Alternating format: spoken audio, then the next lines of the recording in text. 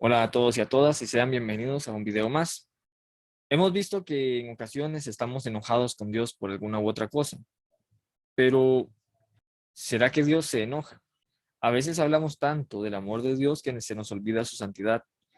Nos imaginamos a un Dios indulgente, una especie de abuelito celestial que pasa por alto todas las cosas malas que hacemos los seres humanos.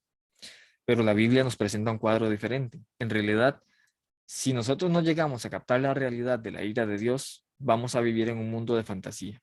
Es más, viviremos en un mundo que deja de tener sentido.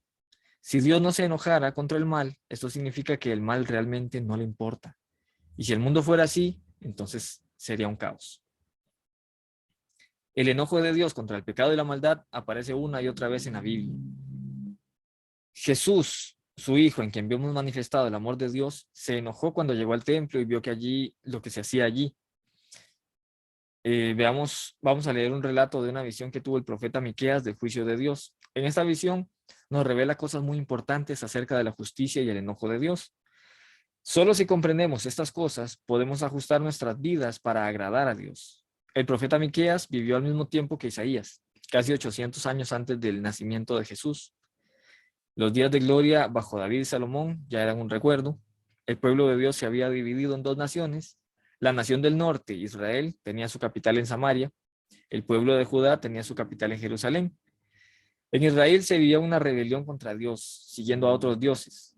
Judá adoraba de vez en cuando a Dios, pero también a los ídolos. Ahora, leamos la visión que Dios le dio a Miqueas para este pueblo indeciso e idólatra. En Miqueas, capítulo 1, los primeros 7 versículos dice: Esta es la palabra que el Señor dirigió a Miqueas de Moreset durante los reinados de Jotán, Acaz y Ezequías, reyes de Judá. Esta es la visión que tuvo acerca de Samaria y de Jerusalén. Escuchen, pueblos todos, preste atención a tierra y todo lo que hay en ella. Desde su santo templo el Señor omnipotente, será testigo en contra de ustedes. Miren, ya sale el Señor de su morada, ya baja y se encamina hacia las cumbres de la tierra.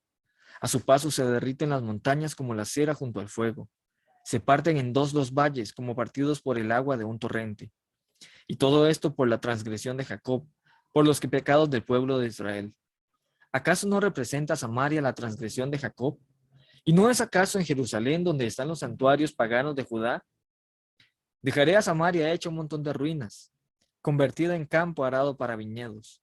Arrojaré sus piedras al valle y pondré al descubierto sus cimientos. Todos sus ídolos serán hechos pedazos. Toda su paga de prostituta será arrojada al fuego. Yo destrozaré todas sus imágenes. Todo cuanto ganó como prostituta, en paga de prostituta se convertirá. El primer versículo nos relata la persona y la situación en la que se dio este mensaje divino. Lo que leemos en la Biblia se escribió para ciertas personas en cierta situación y entendemos mejor su mensaje si comprendemos algo acerca de esta situación inicial. Sin embargo, el mensaje de Dios no es solamente para aquellas personas que primero lo recibieron, también es para todos. En estos versículos descubrimos tres realidades acerca de Dios que deben transformar nuestra manera de pensar y de vivir. La primera realidad es que Dios es un Dios que habla. El verso 1 describe la palabra que el Señor dirigió a Miqueas. Esto no fue algo que Miqueas inventó, no fue un sueño suyo. Es un mensaje que Miqueas recibió de afuera, una comunicación que le llegó de una visión bajo la inspiración del Espíritu Santo. Hoy en día hay muchas personas que declaran haber recibido mensajes de Dios. El simple hecho de que muchos charlatanes hablen en nombre de Dios no significa que Dios no hable. Significa que debemos de tener un criterio para distinguir lo verdadero de lo falso. Y ese criterio es la Biblia. Cuando ignoramos la realidad de que Dios nos habla, es fácil llenar el vacío con un Dios de nuestra propia imaginación. En lugar de escuchar la voz de Dios, proyectamos un Dios de nuestro propio invento. Seríamos como el que camina por la calle de noche y al pasar junto a unas luces, ve a su lado una enorme figura. ¿Qué será? De principio se espanta, pero pronto observa que la enorme figura hace solo lo que él mismo hace. Si levanta la mano, la figura levanta la suya. Si retrocede, la figura también camina hacia atrás. Por fin dice, esa figura es como yo, y sigue su camino. ¿Cuál fue la figura? Su sombra, por supuesto. Así podemos imaginar que Dios quiere lo que nosotros queremos, que a Él le gusta lo que a nosotros nos gusta. Nos quedamos con un Dios de sombra. Pero el Dios que existe en la realidad es un Dios que habla y por lo tanto debemos escucharlo. ¿Qué dice el verso 2? Escuchen pueblos todos, preste atención la tierra y todo lo que hay en ella. ¿Escuchamos nosotros la voz de Dios o leemos su palabra pidiéndole que nos hable? ¿Prestamos atención a las enseñanzas de Jesús en el Nuevo Testamento?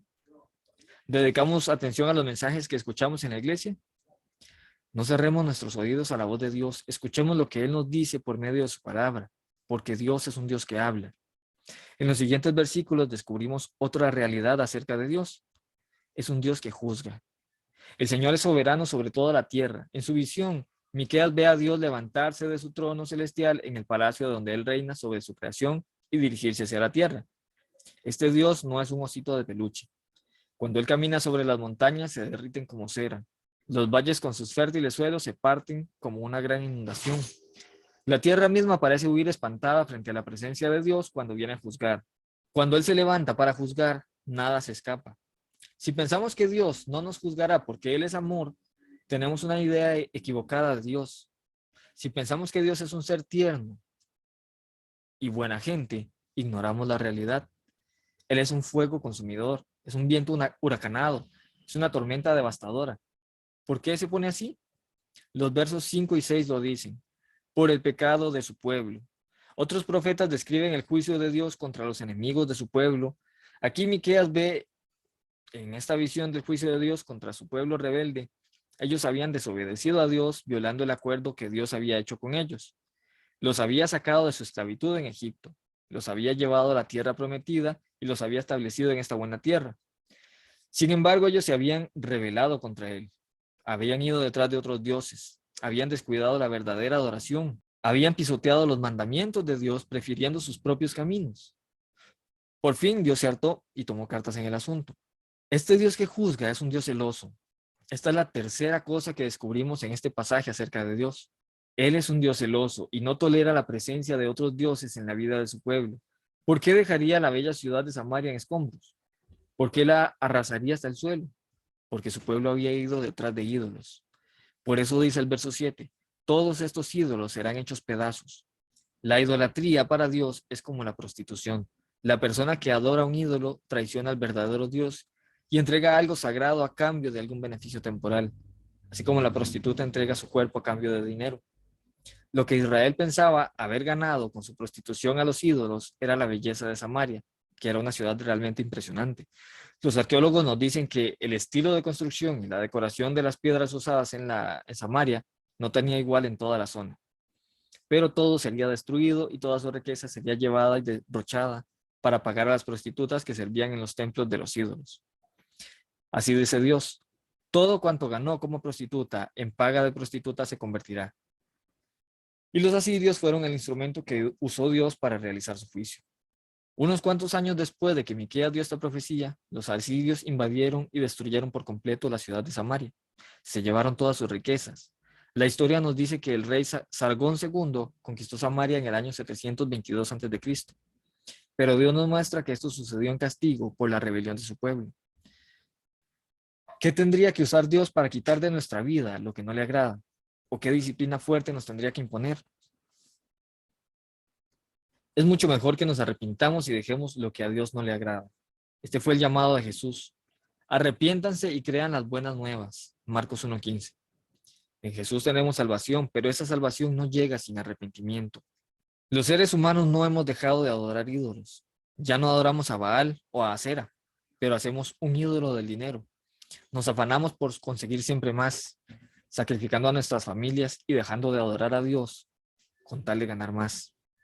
Hacemos un ídolo del sexo, venerando las imágenes que vemos en pantalla de nuestra computadora, de nuestro celular, y prostituyendo nuestro cuerpo, traicionando a Dios y a nuestra pareja. Algunos hacen un ídolo del alcohol o de las drogas. Y en lugar de buscar una paz en Dios, entregan su vigor y sus bienes a cambio de una alegría y una felicidad que duran poco tiempo. Dios es celoso.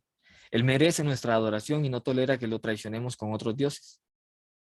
Y hay una nota de esperanza aquí. El rey Ezequías, quien reinó en Jerusalén, en el sur, hacia el final del ministerio de Miqueas, tomó a pecho sus palabras. Él quitó los lugares altos donde se adoraban los ídolos.